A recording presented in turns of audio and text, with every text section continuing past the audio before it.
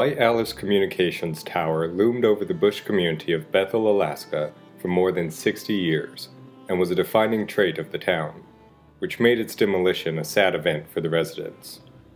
To understand the story of the tower, let's begin with the state of communication in 1950s Alaska.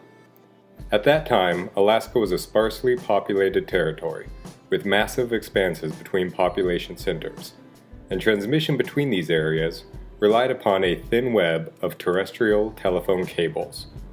This system was woefully inadequate for the needs of Alaskans. For example, only a single call could be placed at any time between Nome and Fairbanks.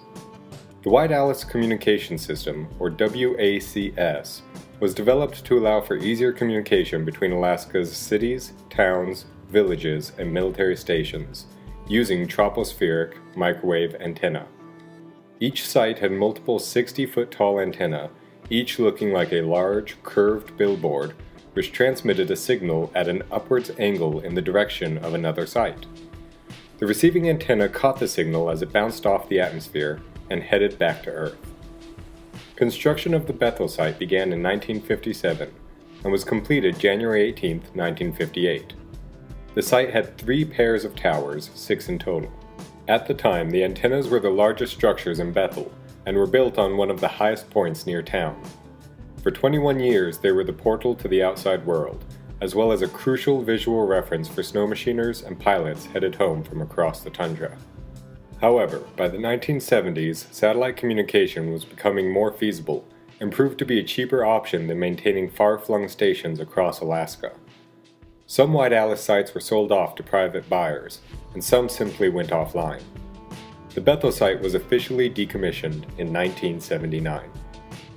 Over the ensuing decades, the Air Force and Bethel locals stripped the site. 5 of the 6 towers were torn down sometime between 1983 and 1999, yet one solitary tower continued to dominate the Bethel horizon. The White Alice Tower became a symbol of Bethel and its history, and climbing atop it became a rite of passage for the young people and new arrivals of the town. The Air Force felt that these unguarded and slowly deteriorating antennae spread out across the state were too much of a liability, and began the process of fully demolishing unused sites in the late 2000s. Bethel's final tower came down on August 26, 2011.